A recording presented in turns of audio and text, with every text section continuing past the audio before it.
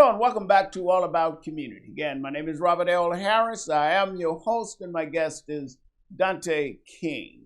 And he has written a book, and I think you can see it from your screen there. If not, the book is called The 400-Year Holocaust: White America's Legal, Psychopathic, and Sociopathic Black Genocide and the Revolt Against Critical Race Theory. And we know that there has been an assault upon critical race theory. Let me ask you, Mr. King, your book speaks to the perpetual racial genocide of blacks and the need to examine whiteness and anti-blackness as a disease. Can you explain what you mean by that? For sure. So when you look at the early 17th century, for instance, there are laws that speak intentionally to the intentional dehumanization of black people that make it permissible for black people to be raped, to be murdered, to be abused. And these rights are widely distributed throughout the colonies to the everyday European ethnic person that then begins to be characterized And or this was in labeled. the early 1600s, right? Yes, yes. And so these rights were given to every white person essentially. Fast forward. Not because they deserved it, but solely because of the color of their skin. Is that right? Because of the color of our skin. And there are laws, there are statutes in the colonies that actually name, for example, complexion, that provided that if a non-white person acquired a white person as a laborer, that white person would then be free because whites couldn't work for black people. It made racial slavery based upon color. You see the word color used in many of the laws. Fast forward though, you have, for instance, Ivy League institutions, academic institutions that then promote philosophers and what they would call scholars and scientists, academics who promoted theories about black inferiority, such as polygenism, the science of phrenology, physiognomy.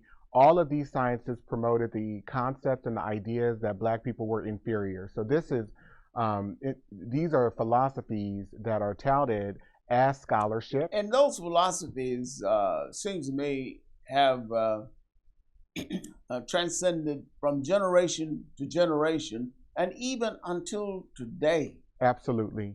And so many of us have very warped, degrading, negative perceptions and impressions about what we associate as black or blackness.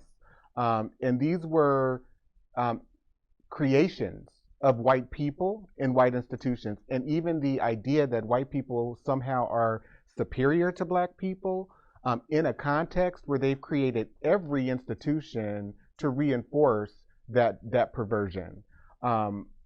They've created their economic system, their educational systems, their political government systems to promote what Albert Clegg said in the 70s were white objectives. White people use the institutions to promote white purpose.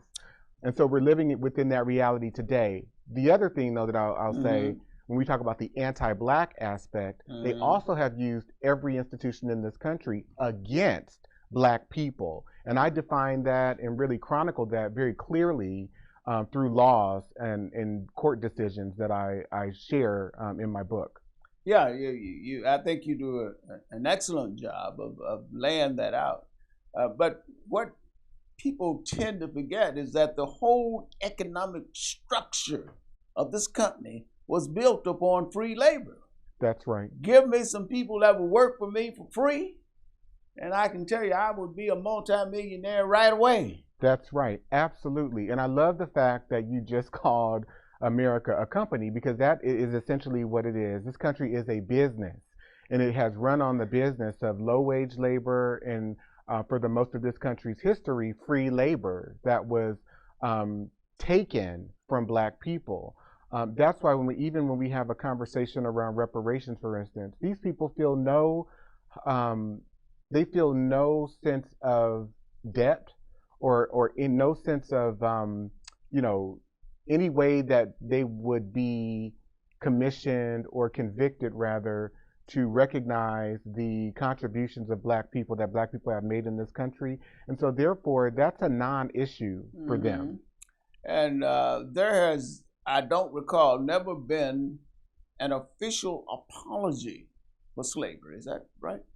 Right. I would no. I mean, not that I can point to. Yeah.